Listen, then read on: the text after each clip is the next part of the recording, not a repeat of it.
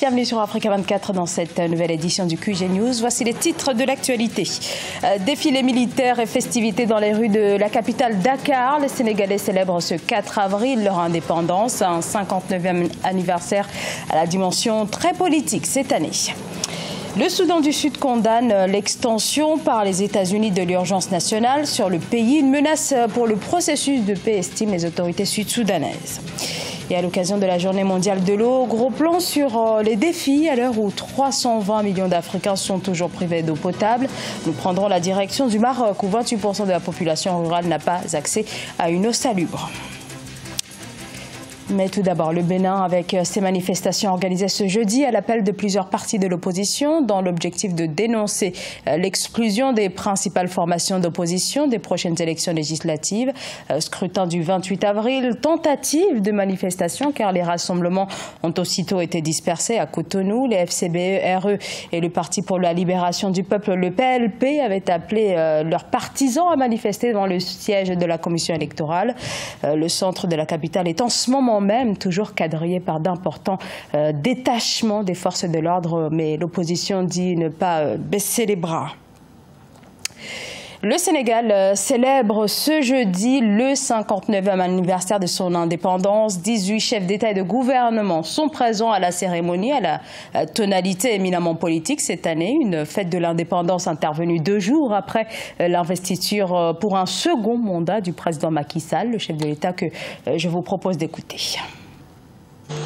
Nous venons d'assister au défilé civil et militaire commémorant le 59e anniversaire de l'accession de notre pays à la souveraineté internationale. Je suis rassuré par la cohérence de notre concept de défense qui repose sur la globalité. Il n'est pas que militaire, il implique la coopération entre les unités et les différentes composantes de nos forces de défense et de sécurité. Je voudrais enfin réitérer ici ma ferme volonté de poursuivre l'équipement et le relèvement du moral par la revalorisation de la condition militaire. Le Soudan du Sud condamne la décision de l'administration américaine de prolonger d'une année ce que les États-Unis qualifient d'urgence nationale pour les autorités sud-soudanaises. Cette décision représente un danger pour le processus de paix. L'extension de l'urgence nationale pourrait, selon elle, remettre en question l'accord de paix signé en septembre, accord visant à mettre fin à plus de 5 ans de guerre civile. Corinne Kamzefem. À Juba, au Soudan du Sud, le gouvernement condamne la situation d'urgence nationale maintenue pour 1 an sur le pays par l'administration américaine. Pour les autorités sud-soudanaises, ce statut va à l'encontre du processus de paix et de réconciliation en œuvre dans le pays depuis la signature de l'accord de paix revitalisé en septembre 2018. Nous sommes en train de mettre en œuvre la paix et cette extension de l'urgence nationale ne va pas nous aider. Elle ne contribuera pas aux efforts de paix. Nous faisons maintenant ce que la communauté internationale et l'Union africaine nous demandent de faire. C'est le lundi 1er avril que les États-Unis ont décidé de prolonger le statut d'urgence nationale au Soudan du Sud. Selon les autorités américaines, la situation de ce pays d'Afrique de l'Est continue de représenter une menace inhabituelle et extraordinaire pour la sécurité nationale et la politique étrangère des États-Unis. Les États-Unis exercent une pression qui n'est pas justifiée sur le Soudan du Sud, dans la mesure où on est dans une situation assez idéale aujourd'hui par rapport à il y a 1 an ou 2.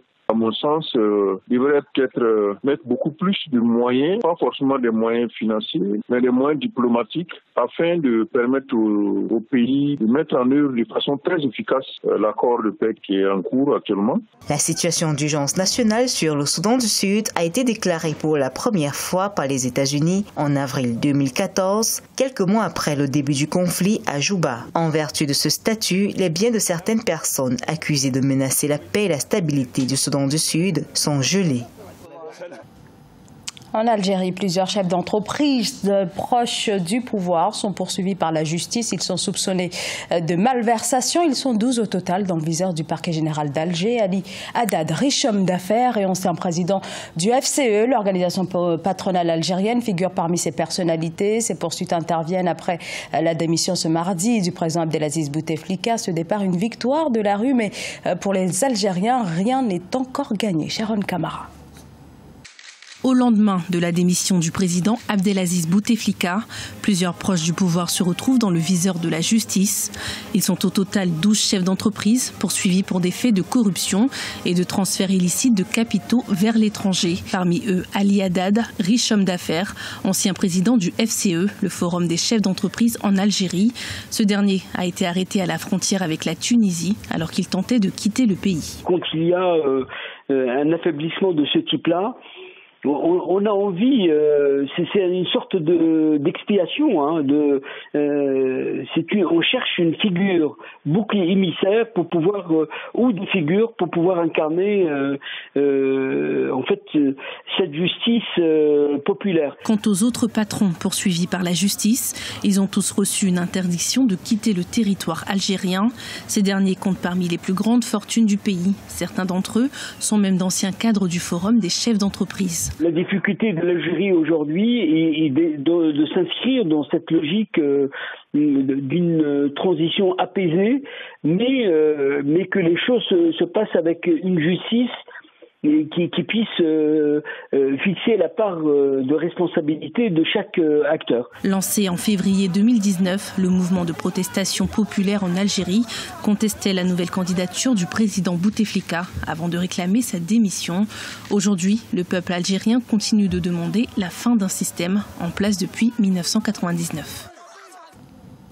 Et à l'occasion de la Journée mondiale de l'eau célébrée le 2 avril, on va s'arrêter un instant sur la problématique liée à l'accès à l'eau sur le continent. Malgré des progrès relatifs, 320 millions d'Africains manquent toujours d'eau potable. Le Maroc est l'un des pays touchés puisque 28% de la population rurale, soit 1,3 million de personnes, n'a toujours pas accès à une eau pure. Pour faire face à la situation, l'ECP, vous allez le voir, l'Office chérifien des phosphates est l'une des institutions qui se veut en première ligne. Sadou Alizé Mokhtar.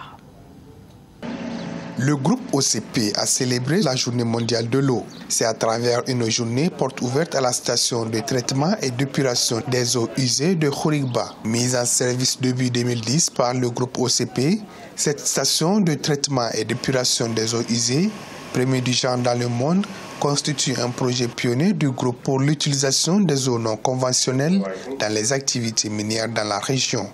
Il a pour objectif une protection de l'environnement, une préservation de nappe phréatique, une production de l'énergie verte via la cogénération par valorisation des boues et une amélioration de l'aspect visuel par une création des espaces verts aussi bien au sein de la steppe qu'à l'extérieur de la steppe. L'eau est pour OCP un enjeu majeur de développement durable. Son utilisation intervient en effet à chaque étape de la chaîne de valeur du groupe.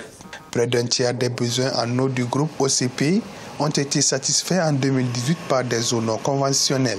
Poursuivant son engagement en faveur de la préservation de la ressource hydrique, le groupe a lancé en 2018 le programme dit économie circulaire, qui est venu asseoir son leadership en matière de développement durable. Un programme qui vient avec des ambitions encore plus importantes, notamment pour le programme eau, où désormais l'engagement est d'aller vers 100% des besoins en eau du groupe OCP, satisfaits à partir des eaux non conventionnelles, à l'horizon 2028. Le programme eau du groupe OCP s'inscrit pleinement dans la réalisation des objectifs de développement durable ODD des Nations Unies, répondant ainsi aux enjeux internationaux en matière d'eau propre et d'assainissement, de consommation et de production responsable, entre autres. Et à l'occasion de la Journée mondiale de l'eau célébrée le 2 avril, on va s'arrêter un instant sur la problématique liée à l'accès à l'eau sur le continent. Malgré des progrès relatifs, 320 millions d'Africains manquent toujours d'eau potable. Le Maroc est l'un des pays touchés puisque 28% de la population rurale, soit 1,3 million de personnes, n'a toujours pas accès à une eau pure. Pour faire face à la situation, l'ECP, vous allez le voir, l'Office chérifien des phosphates est l'une des institutions qui se veut en première ligne. Sadou Alizé Mokhtar. Le groupe OCP a célébré la journée mondiale de l'eau. C'est à travers une journée porte ouverte à la station de traitement et d'épuration des eaux usées de Khouribga. Mise en service début 2010 par le groupe OCP, cette station de traitement et d'épuration des eaux usées, premier du genre dans le monde, constitue un projet pionnier du groupe pour l'utilisation des eaux non conventionnelles dans les activités minières dans la région. Il a pour objectif une protection de l'environnement, une préservation de la phréatique, une production de l'énergie verte via la cogénération par valorisation des boues et une amélioration de l'aspect visuel par une création des espaces verts aussi bien au sein de la steppe qu'à l'extérieur de la steppe. L'eau est pour OCP un enjeu majeur de développement durable. Son utilisation intervient en effet à chaque étape de la chaîne de valeur du groupe. Près d'un tiers des besoins en eau du groupe OCP ont été satisfaits en 2018 par des eaux non conventionnelles. Poursuivant son engagement en faveur de la préservation de la ressource hydrique, le groupe a lancé en 2018 le programme dit économie circulaire, qui est venu asseoir son leadership en matière de développement durable. Un programme qui vient avec des ambitions encore plus importantes, notamment pour le programme eau, où désormais l'engagement est d'aller vers 100% des besoins en eau du groupe OCP, satisfaits à partir des eaux non conventionnelles, à l'horizon 2028. Le programme eau du groupe OCP s'inscrit pleinement dans la réalisation des objectifs de développement durable ODD des Nations Unies, répondant ainsi aux enjeux internationaux en matière d'eau propre et d'assainissement, de consommation et de production responsable, entre autres. Ce journal a été réalisé par l'ensemble de la rédaction. Merci de votre fidélité. Dans un instant, une nouvelle édition de l'actualité sur Africa 24.